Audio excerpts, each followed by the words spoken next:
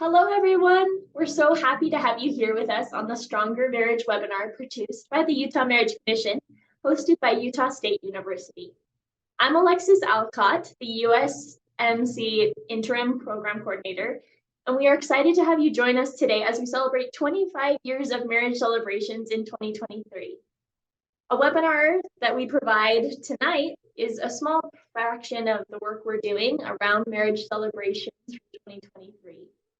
And we're so excited to be able to be joined by Laura Parry tonight for this webinar.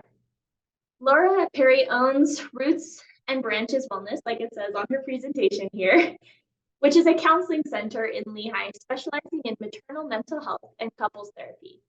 She holds a master's of social work from the from the University of Utah, and in 2019 became certified in prenatal mental health.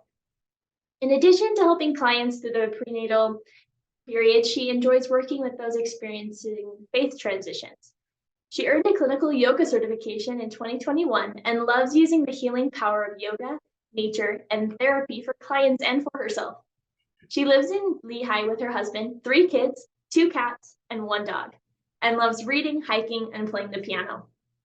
In this webinar tonight, you'll learn tools for working through disappointment, fear, and other emotions that may arise while in a mixed faith marriage.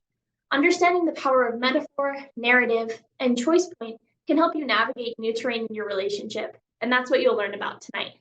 If you have any questions, please ask them by entering your questions to the Q&A function, which is at the bottom of your screens. The chat will be turned off during this whole presentation, so it's really the best place to ask Laura any questions you might have. We'll have a 15-minute Q&A at the very end of her presentation, so write down your questions during the presentation and save them for the end. We're excited to hear about them.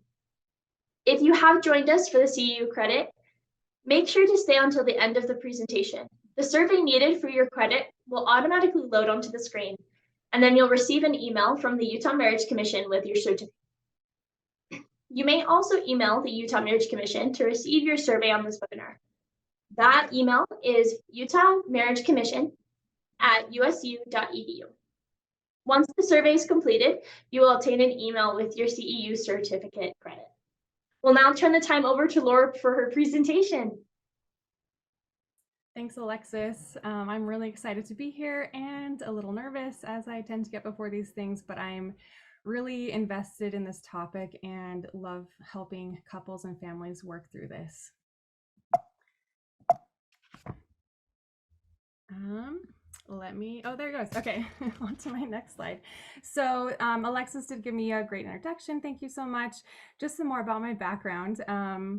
I was personally raised by parents who are in a mixed faith marriage. They've been married for almost 45 years, with about 35 of those being mixed faith. So I observed this in my youth and have my own perspective on what they did right and what I wish they would have done differently. I am also in a mixed faith marriage, married about 13 years with 3 of those being mixed faith.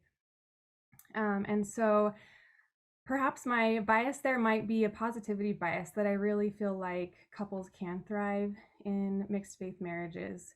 I attended BYU about 20 years ago and had several people actually be really surprised that my parents were still together, even though one of them had left the religion. And I think a lot has changed with our culture around that. But I remember thinking, that would have been detrimental to my family. So I want to say that to just let you know kind of that's my background. And obviously I have professional experience working with individuals and couples who find themselves in mixed faith marriages. So tonight we are talking about the power of metaphor, narrative, and choice in your mixed faith marriages. And I have 3 different homework assignments I'm going to give you tonight, so stay tuned for those. The power of metaphor, we're going to start with your marriage as an iceberg. And faith transition for one of the partners might be the very tip of this iceberg, what you can see about the relationship. Sometimes this is a public transition. One partner stops attending at the congregation, or through social media, people find out about a faith transition. But really only you and your partner know what is underneath your iceberg, all the things that people observing you casually, socially, would not be able to tell. And I think it makes it hard to thrive in a mixed faith marriage depending on what is beneath your iceberg there. If you have a relationship that's already built on respect and trust and intimacy, a faith transition is obviously much harder or easier to navigate than if there are a lot of other difficult issues underneath there. So I also want to put that disclaimer out there. I am not at all, would never say like all mixed faith couples should stay together, because that's individual to you and what you have going on, and only you know what is in your marriage iceberg. The next metaphor is your marriage as a stool. If we think of our marriage being built like a stool, there are different legs that kind of support our marriage. Common interests, one of those might have been religion, children, other things like that. And if the leg of religion is no longer there in our relationship, that would make us feel pretty wobbly for a while. And I think nothing can quite replace having a shared religious experience, but there can also be other meaningful and important activities and events that you and your partner can work on to strengthen that relationship. Something that's really helpful is to be specific about your shared values. And I think all couples should do this, not just those facing a mixed faith situation. A lot of times we assume our partner's values, or we're not very conscious of our own values even. So um, searching for Brene Brown, she has a really great list of values. If you search Brene Brown Dare to Lead values list, that will come up with a nice PDF for you. And you and your partner can both highlight values and then compare and see where you might have similar values. Your marriage as a bike. Sometimes we might feel like if we're having the same religious experience, we're going in the same direction in the same vehicle, like we might be riding a tandem bike. And I think when one of us changes our religious experience, we might feel like, I don't even know where I'm going. Am I even headed the same direction as my partner now? So if the bike is discarded, what's a new vehicle you can use to get you to where you want to go? Maybe you and your partner are both riding segways, but you're still headed out in the same direction. So kind of being creative, and metaphor really invites the right side of our brain, our creative part, to be involved in our healing, and be involved when we talk to our partner can lead to some really great discussions. I think talking about our partner with, hey, we don't have this bike anymore, we don't have this shared experience, but are we still going in the same direction, and how do we want to get there, and what do we want that to look like? Connecting with our partner on maybe if they have new spiritual practices, or if they don't have spiritual practices, just connecting with them on their interests, being really intent on asking about their self-care, even like, how was your golf game on Saturday? Tell me about it. That can be helpful.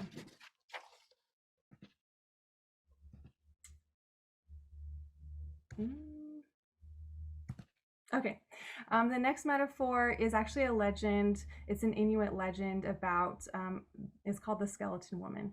So I'm going to read this here. It's a little bit longer, so bear with me. It just says, a woman is tossed into the sea by her cruel father, and her flesh rots away, leaving only her bones. Many years later, a fisherman snares her, and expecting a huge fish, is shocked and frightened to uncover a skeleton. He flees to the safety of his cave, but she is tangled in the line and appears to be chasing him. When he returns to his cave, the light hits her skeleton just so, and she seems pitiful rather than scary. He pities her and untangles her from the line and shows her care. He then falls asleep. During his sleep, a tear drips from his eye. She tastes the tear, and her thirst is quenched. She takes out his heart and beats the drum of his heart, gaining energy with which she can sing and rebuild her flesh. She lies next to him, and they awake twined together as lovers. It's said that they lived on and were well fed by all the creatures she befriended in the sea during her time there. So that is from a really powerful book called Women Who Run with the Wolves. And it illustrates this concept of life, death, life is the nature of relationships. And he faced this thing, the fisherman did, a kind of scary thing about this skeleton. Like, that must have been alarming and kind of scary for him. But instead of ignoring it or,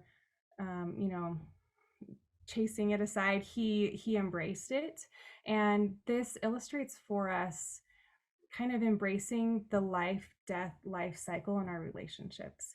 And it really is also encapsulated in this quote here: all marriages are remarriages, even if it's to the same person, which I think can be a hard concept to really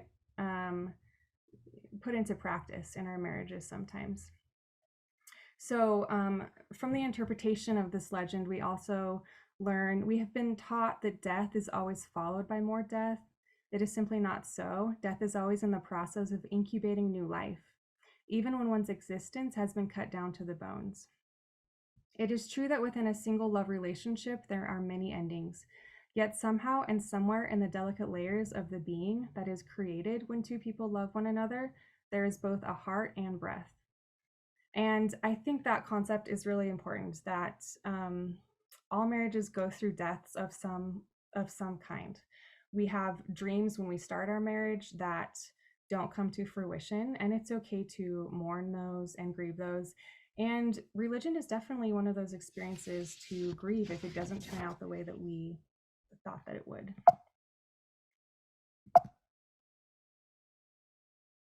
My slides are being a little slow. I don't know why. Let me see. Okay. Okay, homework number 1 is going with the power of metaphor. And this is to create a metaphor for how your mixed faith marriage feels and talk about it with your partner. And it could be pretty bleak. Your metaphor might be like, I feel like I'm sitting in a field where a bomb went off and we're in the ashes and it's terrible and everything feels terrible. But I think that is important for you to know and for your partner to know too. And creating these metaphors about how your mixed faith marriage feels, I think can help lead to healing. Again, if we think of that bike, we can be creative in ways to connect with our partner on where do we want to go from here? How do we want this to look? One more visual is climb the hill of a hard truth now to avoid falling from a drop off of despair later. Sometimes we think, I just don't want my partner to know this, or I won't say this thing because it might hurt them. But really, we know that leads to more hurt in the long run, usually. And it's best to kind of be open and honest and upfront with where we are right now. Okay, moving on to the power of narrative. Narrative meaning the stories we tell ourselves, how we organize our world, the way we make meaning of our experiences and our emotions. There is a type of modality of therapy called narrative therapy, where we walk patients through what stories were passed down to you, what stories do you have about your life. Similarly, we tell ourselves stories all day long. We tell ourselves stories about our partners, about our mixed faith marriage. So really delving into this and being intentional about what narratives we have. One tip is to use the phrase, the story I'm telling myself is, and fact check with your partner. This just happened to me. I hid some of my Reese's Eggs candy after Easter, and my partner knew where they were. There were only a couple left. I let him have one, and then I went back, and they were gone. So I called him, and I said, you ate my last Reese's. I can't believe that. I was upset. The Reese's were very important to me, and it turns out he didn't do it. It was the kids that found my secret stash. So the story I was telling myself was, he doesn't care, he betrayed me, he ate my Reese's, right? Obviously that's like a very small example, but we do that a lot. We kind of jump in with a story before we actually have the facts. In order to arrive at helpful narratives in mixed faith marriage, we have to work under the assumption that both partners are acting from their integrity.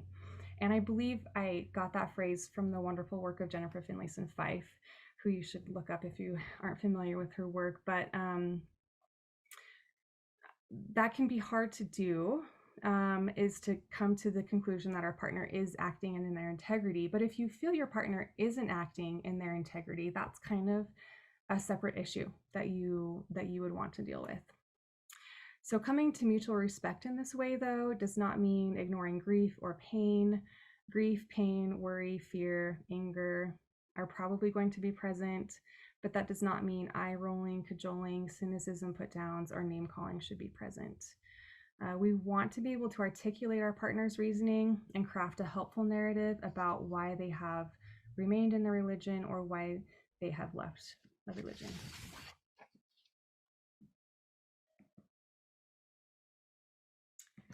Okay, some unhelpful narratives for the partner who left.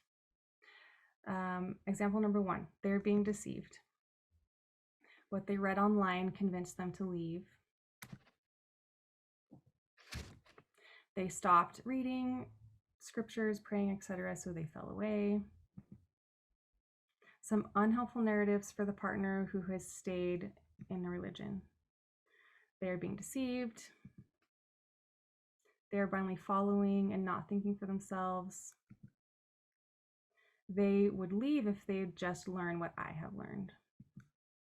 So all of the unhelpful examples decenter the agency, autonomy, and lived experience of our partner.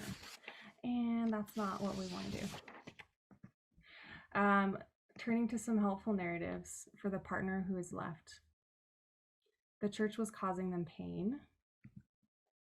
The church doesn't align with their values. They feel they haven't been taught the truth at church and have lost belief. Helpful narratives for a partner who stays. They believe the church is true. Church, belief, etc. make their life better.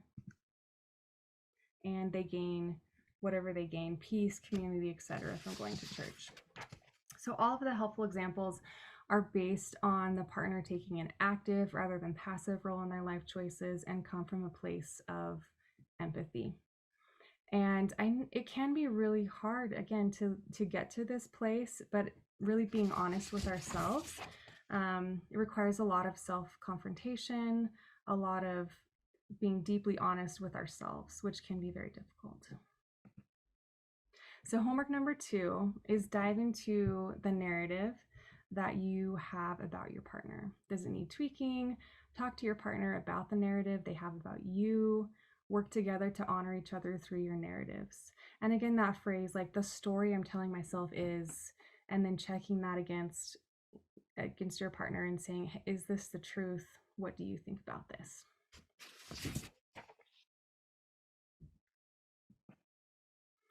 Okay, the power of choice. The Chinese symbol for crisis is this one up here.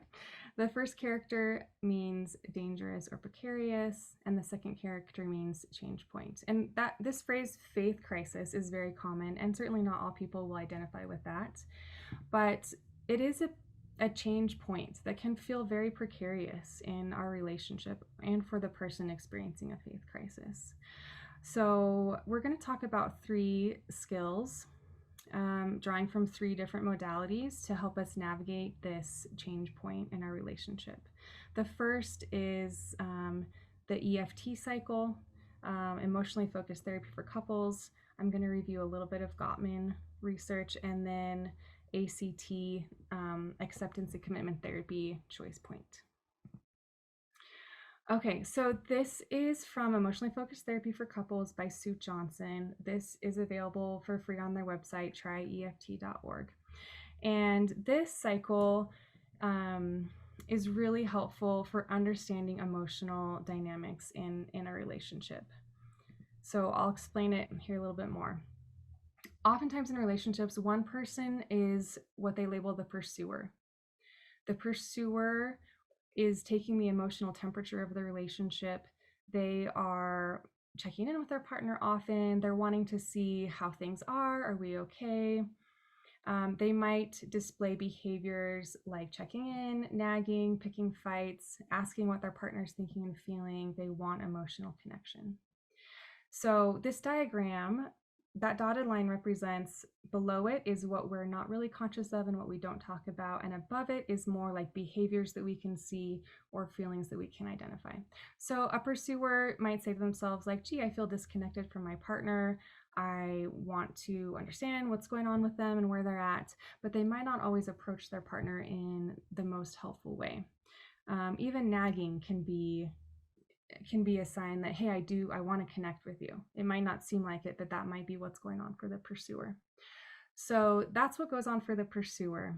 And then we follow this infinity sign down with the arrow to check in with what goes on for their partner. What goes on for the withdrawer is they might perceive a lot of these things as somewhat of an attack, or that something's being asked of them that they can't deliver on. They might become defensive, angry, hopeless, misunderstood, or overwhelmed. And again, that's below the dotted line. So not necessarily that they would tell that to their partner. But if we follow the infinity symbol up here, the withdrawer might become shut down or withdrawn. They might have an outburst. They might capitulate to their partner or appease them, kind of just to end the situation because they're uncomfortable with the emotional conflict that has been created. And then following this down across the arrow, what this creates in the pursuing partner is an emotional reaction similarly of feeling misunderstood, feeling angry, feeling lonely, feeling hopeless, and feeling defensive. So the key to get out of this cycle is to become more vulnerable, to talk about what is below that dotted line and not engage in this like dance. They call it a dance sometimes in EFT. And if you've been in this cycle with your partner, you can probably feel it in your body. Like you probably know, okay, we're about to start this dance. Like we're about to start engaging in this conflict. And so you want to view not your partner as your enemy, but this cycle as kind of the enemy, like what you want to avoid. So in a mixed faith marriage scenario, like one partner, a pursuer, might notice, okay, my spouse has brought home alcohol, or my spouse has gone out on Sunday, and that's not how we used to that didn't used to be our shared experience. And so the pursuer might approach the partner and say like, hey, you brought alcohol into our home without asking me. Why would you do this? And a withdrawer might perceive that as an attack and might say, well, you guys know that like might come up with something to kind of either fire back, become withdrawn. They might capitulate, say, oh, you're right, I'm so sorry, like I'll never do that again. But the conflict is really avoided and minimized and not discussed. But that's still going to leave the pursuing partner feeling kind of misunderstood and still lacking that emotional connection. So instead, the pursuer can really get in touch with what they're feeling. Okay, alcohol's been brought into my home. I'm feeling angry. I'm feeling surprised. I'm feeling hurt. I'm feeling like I wish there would have been conversation about this. And so presenting your partner with those kind of deeper feelings first allows them to also respond in a more vulnerable way that hopefully makes it so this cycle isn't as prevalent when you're checking in. And it can happen in all different types of scenarios with the partner who has left the religion, the partner who has stayed. Like this happens all the time in all different scenarios. So kind of trying to be aware of this and if it happens in your relationship. Okay, so if you haven't heard of John Gottman, famous marriage researcher, has done so many good things. He has a repair checklist that has helpful phrases and steps when you're trying to repair in a relationship. And repair is important because good relationships are not about never hurting our partner. They're about choosing to repair when we do hurt our partner and really being intentional about wanting to repair and how to repair. And along with that, good partners are not responsible for their partner's feelings. They're responsive to their partner's feelings. Sometimes going along with that idea of I don't want to tell my partner this. I'd rather not tell them about my faith transition. I'd rather not tell them I'm hurt by what they're doing. That avoidance, sometimes we feel responsible for their feelings. Like that would make them upset, and I don't want to do that. But that's not going to get us where we want to go in the long run. We want to be responsive to their feelings. When we do speak our truth and we are vulnerable, we want to respond in a way that's comforting, that's accepting of them, but without feeling that responsibility for their hurt feelings, if that makes sense. So thinking about the culture in your marriage, because every marriage has a culture. and asking yourself, what is the culture around repair in my marriage? Do we tend to like blow up and then it smooths over, but we never talk about it again? Do we have to talk about every little thing and it drives you crazy? So just kind of thinking about what is the culture around repair and how satisfied are each of you with that, and would you like to make any changes to how you guys choose to um, repair when feelings inevitably do get hurt? Okay, so moving on to the power of choice. This comes to us from acceptance and commitment therapy called ACT or ACT. It's a way to kind of using cognitive strategies with our thoughts, manage just manage difficult situations that come up. So we see here in the diagram, there's a choice point, which is a situation that has come up. So the situation, I am now in a mixed faith marriage, or it could be more specific. It could be I've left a religion and I want my partner to join me. Could be I'm, despairing that my partner is not a part of this religion anymore, however you want to phrase it. But realizing we are at a choice point, and there's many little choice points along the way. But it's really important when we start this exercise to be clear about our values, because this is like a values-based exercise. We have actions and thoughts that will take us in the direction away from our values, and actions and thoughts that will take us toward the direction of our values.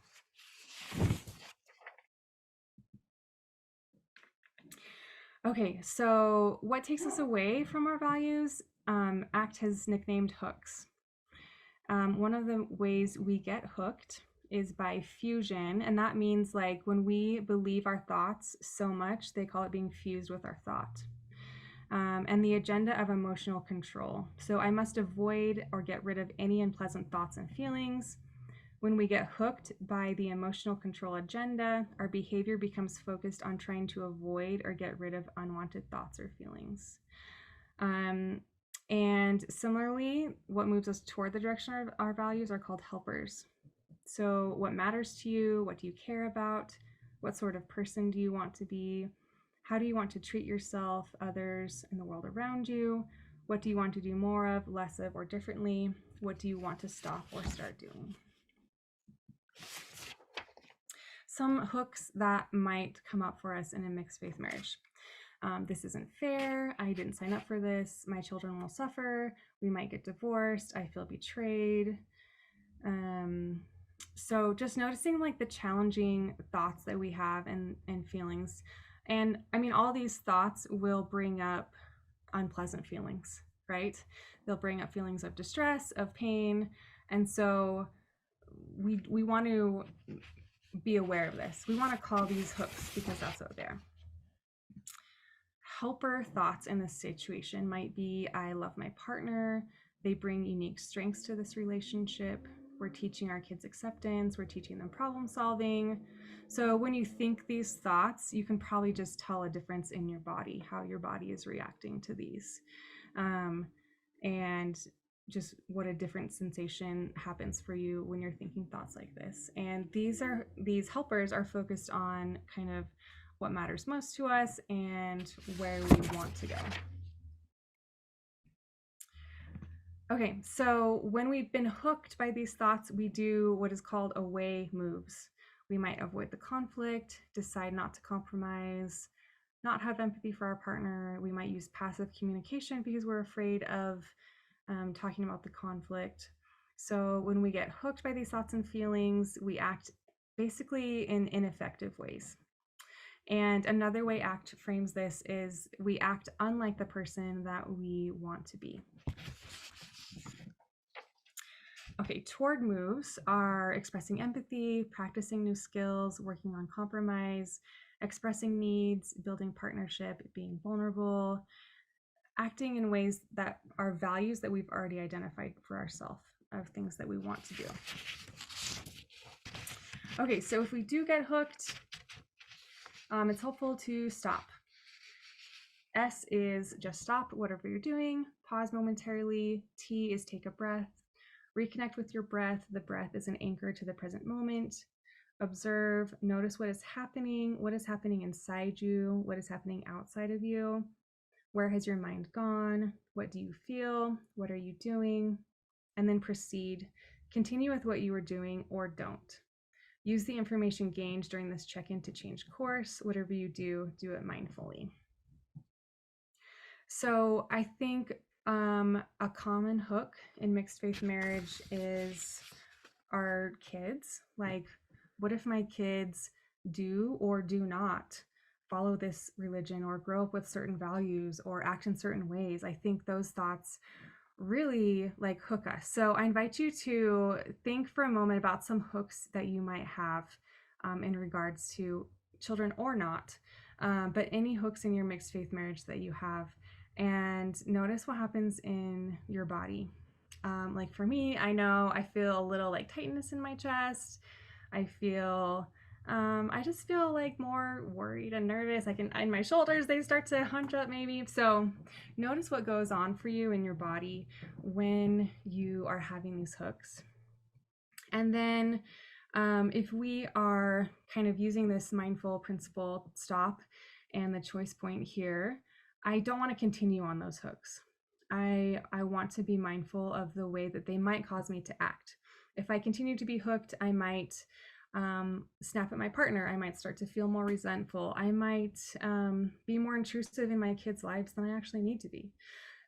So being mindful of how do I act when I get hooked by these thoughts, and what would move me in the direction of my values. Well, I value being a supportive parent no matter what my kids choose. I value being a safe place for my kids no matter what's going on in their life. And then thinking about how I want to act right now so that I can move toward the direction of those values. So this isn't used to avoid our feelings. You are probably feeling anger and grief, which comes with the territory, but don't let those feelings hook you into acting in a way that's not in line with the direction that you want to move toward. And it's really helpful to develop this new vocabulary with your partner. Again, going back to like the culture that you have in your marriage, you can say to your partner, hey, I just got hooked. I want to like redo that. I want to take that back. And if your partner knows this new language, they will respond to that. They'll be, oh, okay, I understand. You know, when you figured out how to go towards your values, let me know and we will talk through it. But it's really helpful as we want to like create new culture in our mixed faith marriages, rebuild what that culture is going to look like again with like, there's been a death of some kind here and we want to rebuild it and let it have new life. That means new language too. That means new skills. That means learning. And in some ways we can be excited for that prospect, I think. It's not, it's not, the rebirth process can be exciting as we do create new culture, as we learn new things about our partner, discover new aspects of them. Okay, so some tips for implementing this: commit to taking one small action. This is, not to say like I have to become the perfect parent right now. I'm not ever going to get hooked by that. It's just saying like, no, today I will try and move that needle this way a little bit. Thinking about what is the next right action. And thinking, is this thought or feeling or action bringing me towards or away from the life that I want? And that's a really interesting exercise to think about, like zooming out on our life. If I stay with this hook that I'm having about my kids, worrying about their future, is that the life I want? Do I want to stay trapped in that worry? 10 years from now, do I still want to have this burden and be worried about it in the same way I am in this moment? Like, no, I don't want to. So the life I want is to be that supportive parent, to support my partner, and kind of taking that zoomed out view can be helpful. And then just to focus on the process and not the product or the end result, as we're doing this, like kind of the opposite of what I just said, but micro taking it down, like who do I want to be today in how I implement this.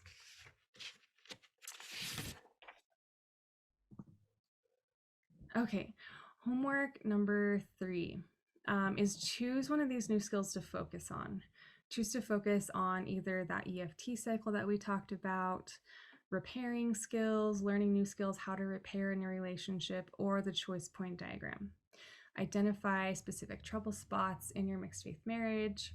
Try to make small choices toward the direction of your goals and invite your partner to do the same. Okay, that's all I had for the formal presentation part of this. If there are any questions, we can do that right now. Perfect. Thank you so much, Laura.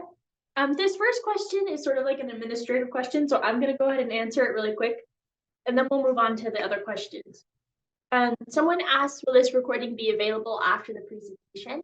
And the answer is yes. If you go to strongermarriage.org and then you go to the webinar section, Laura's presentation will be under archived webinars by tomorrow afternoon.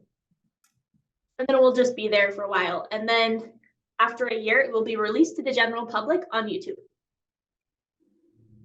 So that answers that administrative question. So I'll just go ahead and switch over to our first question, which says responsive versus responsible for partner's feelings doesn't quite make sense to me. What's the distinction? Can you give an example? Yes. So I think if we think about it in terms of like emotional boundaries, I am not responsible for my partner's reaction. If I have a hard truth to tell my partner, say like, you're leaving the church has hurt me deeply. This is like such a hard wound for me. I don't know how we're going to get over this. If I feel like I have to change my truth or change my feelings in order to accommodate them because I don't want to hurt them, I want to avoid them having a certain reaction, like that would be me being responsible or feeling responsible for their emotions. And it would be me, I guess, changing myself to create a different reaction in my partner. But that's not to say like we don't care about what our partner thinks and feels, because good partners don't do that. But it's not that I feel responsible for it. So I can still be vulnerable. I still want to say my truth, and I'm responsive to what they're going to say. I comfort them when they're in distress, but I know that I am not responsible for the reactions that they have. That's probably the best way I explain it. Hopefully that makes sense. Perfect. The next question says, you mentioned aligning your values or having a value conversation of some kind with your partner. What if many of your values link to your religion, so it's hard to relate? Yeah, that is hard. And I would say not all couples are able to thrive in a mixed faith marriage because a lot of their values don't align. And I don't place any like judgment on that. So I think that's what it's really important for both partners to do that. And the majority of the time I have found, like in professional experience, that partners they do have values in common that are apart from religion. But I also know it's the case sometimes where you and your partner are like, we just don't have any values. If we don't share this thing in common anymore, we don't have a lot of shared experience. So I think that's when I think going from there, you can decide, okay, is this, like, if we look at the choice point diagram, do I value staying in this relationship when I don't feel like we have any shared experience? So. Perfect. This next one says, how do I change my mindset to more empathetic when I feel my spouse is nagging or being aggressive? That's a great question. And I think showing your spouse the infinity cycle and say, hey, I learned this cool new thing. I want to talk about it.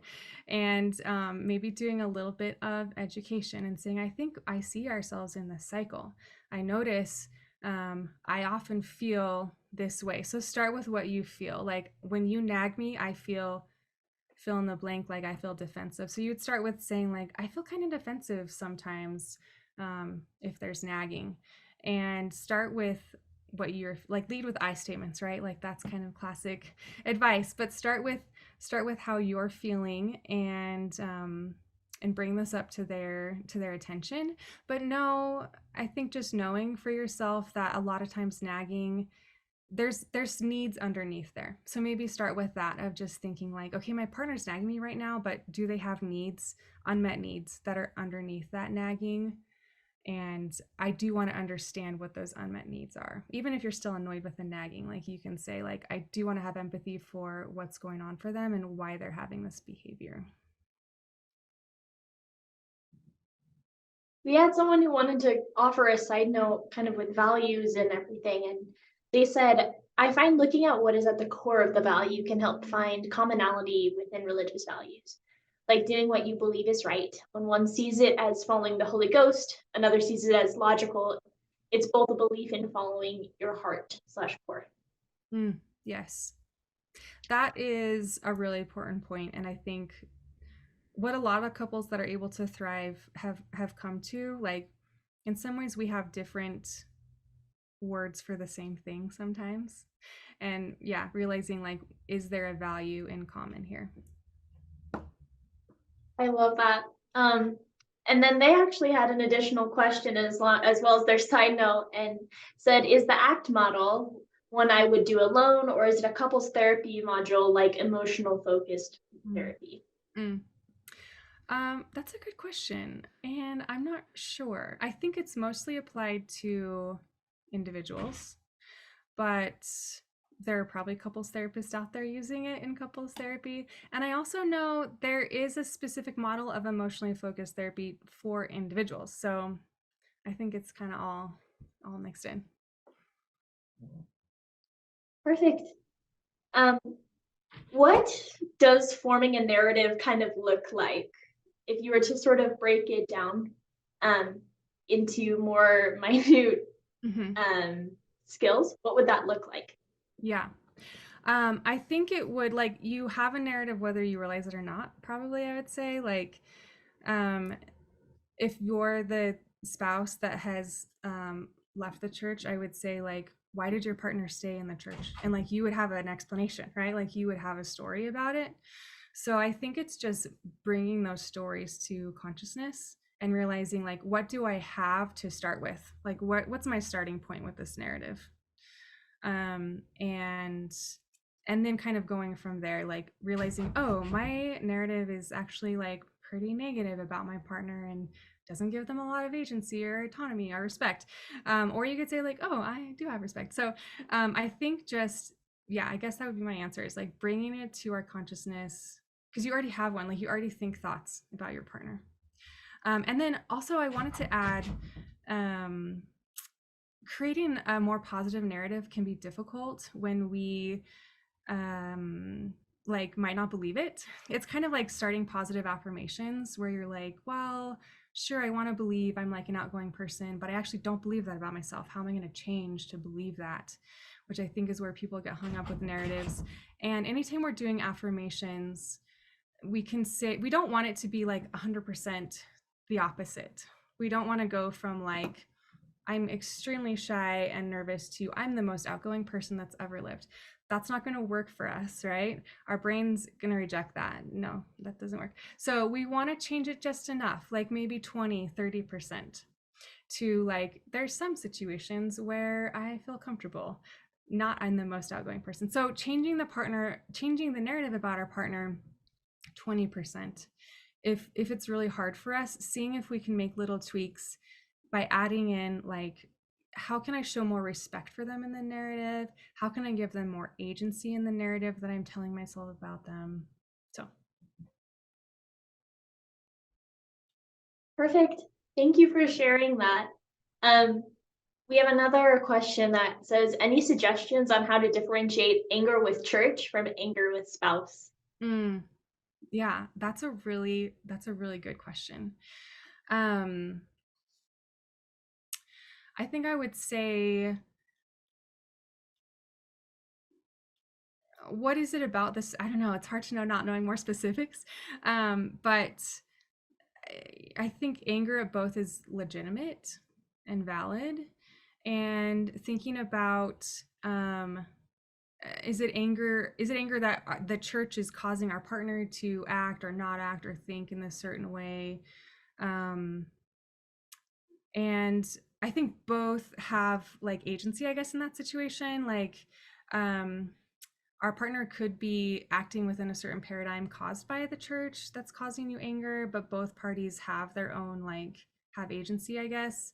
Um, the partner, like we might be angry at our partner for either following or not following a certain or doing a certain thing, and I think teasing it out through conversation with your partner, just saying like I'm angry about this thing, or even writing it out, not with your partner first of all, but writing is a really helpful tool for me, as evidenced by like metaphors and narratives and stuff. But writing out your anger, like I am angry, and then just like set your stopwatch for 5 minutes and go and write about why you're angry. I think that can help you distinguish like where is this anger coming from. So I feel like that wasn't a really great answer, but I just want to say like anger is valid in either case. So Perfect. We have another person who was wanting to ask a question around narratives and what you were saying with kind of avoiding storytelling. And they asked, how can I change that story when I don't have I'm not in a place where I can have a conversation with my spouse right now? mm, yeah, that's difficult, and I'm sure there are a lot of like factors leading to that. Um, but I would say, I mean, narrative is really just like in our head. Like it is your own narrative for yourself. And even if you can't fact check it with your partner, you can, I would say, like, you can hold one narrative and maybe create a new one and say to yourself, like, I don't have the ability right now to fact check this. Like, I don't know which could be true. Like this one could be true, this one could be true. But just I think giving yourself other options can be helpful. um, so many times, like ACT refers to ACT, we get fused with our thoughts, with our narrative. Like we think, because I think this, it must be the truth, which is not the case. So it's like offering our brain different alternatives. And I'm sure it's like really hard if you can't check that with your partner. Like if I hadn't been able to call my partner and say, you ate my Reese's, didn't you? I would have gone on thinking that, I'm sure, till the end of time. So I know that can be really hard, but I would say you can still create multiple narratives for yourself and even choose to go with which one helps you the most in the situation that you're in.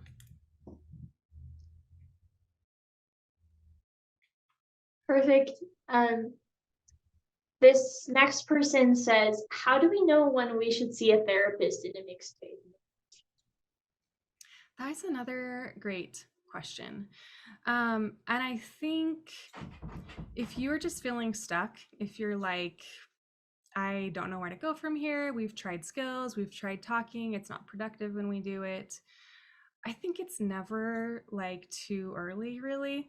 Gottman research has shown that I think it's like 7 years or something, like couples wait very long before going to therapy when they could have benefited from it like much earlier.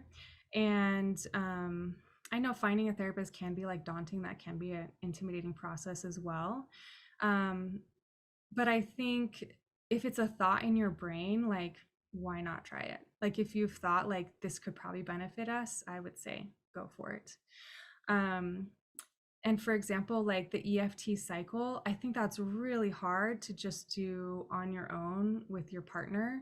It's much easier to have like an EFT therapist there to point out when you're in the cycle and like help you make those connections and realizations. Oh, I'm doing pursuing behaviors right now, or like it's just a lot easier sometimes to have a third party there to help navigate that process. Perfect. We actually had a very similar question from someone else, but this is more about like marital first responders. Do you think that reaching out to people who you're close with and not reaching out to your spouse as much is helpful in a mixed faith marriage? Mm. So I don't think I've really heard the term marital first responders, but I like it. Um, so just meaning like, yeah, do we have support outside of our partner, right? Yeah. So I think it is important for both partners to have support, like to have people in their corner that understand them. Um, and I know there are like specific Facebook groups and in-person meetups for people who are in a mixed faith marriage on like either side of it, right? And I think yes, it's definitely helpful to have a place to be with others who might understand some of the struggles that you're going through.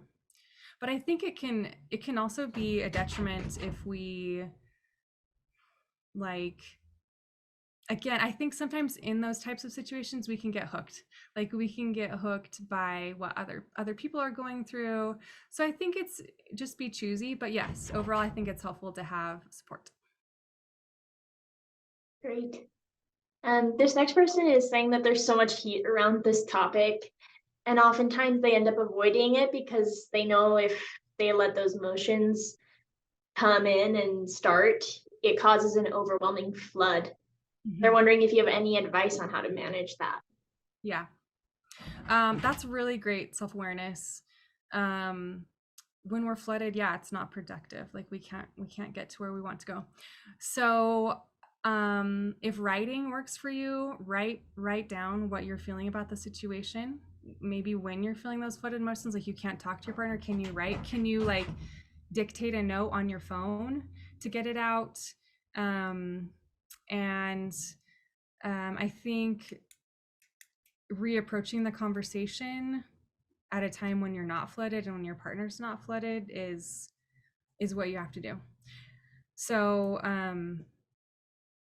yeah, doing something to let yourself process your feelings, jogging, painting, whatever it is, to kind of get out all those the hot feelings, that emotion, that high intensity, and then figuring out, kind of distilling that down into like, what do you want to express to your partner about the situation, like what's your vulnerability that you need them to know, and then saying that to them at the time when neither of you are flooded.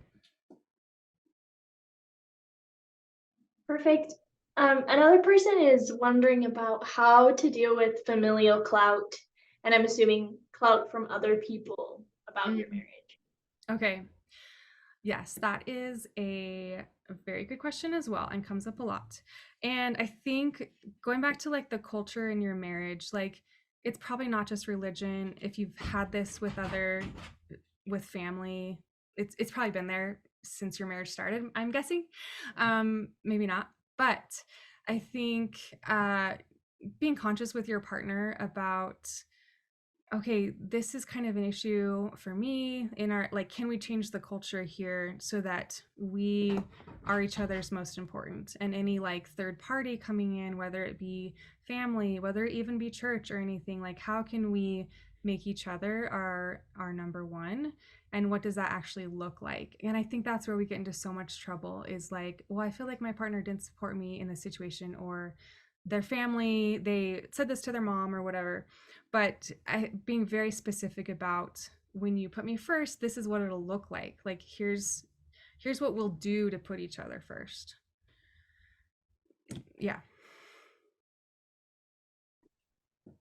And this will probably be our last question for the night, but this person says that my spouse feels that my choice to stay involved in an organization that she feels has harmed her is heaping on harm and represents betrayal to her. This is Mm-hmm. a major struggle for us. I love my wife and I also love my association with my beliefs and church community. There may not be an obvious answer, but any tips would be great. Mm-hmm. Yeah. This is, yeah, no obvious answer, and this is a really sticky situation. Um, I would come back to like emotional boundaries again, like you're not responsible for these feelings um, that your wife is having, but I think being very responsive to them, asking her like, is there a way, or are there certain things I can do to like minimize um what you know about my church activity? Is that helpful to you, while not being untrue to yourself with what you want to do? And I would invite your partner to talk about narratives. I think so the narrative she has is really like, my partner is still involved in this, and that's hurting me. His involvement is hurting me. So I would want to dive into that more and like understand what that means for her, the specific ways that she's feeling hurt by it, like how this betrayal is impacting her, what her fears are. So I mean, that might be a good place for therapy to kind of dive into that more. But I think you creating a narrative based on like so much empathy for your partner. Like, this has got to be so hard for her. Um, my involvement here is she experiences it as a betrayal. So I want to minimize that to the extent that it doesn't like interfere with who I am, if that makes sense. Like, not a self betrayal is what I'm trying to say. Like, so yeah, I think maybe invite her to have a conversation about narratives could be helpful. Perfect. And if you want to just take a couple minutes really quick, Laura, thank you so much for joining us. But just share with us any resources that can get people to be able to learn more about you and what you have to offer, either on social media or on your website. We would love to hear about it. Awesome. Thank you. So I have all my contact info here. Like was said, we're a practice in Lehigh. I have a few excellent therapists working for me that also have experience working with mixed faith marriage or individuals going through this. On social media, I try and post interesting stuff about this kind of thing. So you can follow me at my personal Instagram or at Roots Branches Wellness. Perfect. Thank you so much, Laura. And thank you everyone else for joining this webinar. We are so grateful for you and your willingness to participate and add questions to this discussion. It really made tonight awesome. And thank you so much, Laura, for your preparation and everything. I learned a lot. And I know that many people otherwise did as well. There was a lot of comments that just said, thank you so much for providing this information. Thank you. Yeah, of course. Once again, if you are attending this webinar for the CEU credit, make sure to stay until the very end of this webinar, which will just finish in a minute or so, for that survey. It'll automatically pop up onto your screen. If it doesn't, you can email into the UMC email, which is marriagecommission@usu.edu, for your survey and subsequent certification. Thank you all so much. Have a great night, everyone.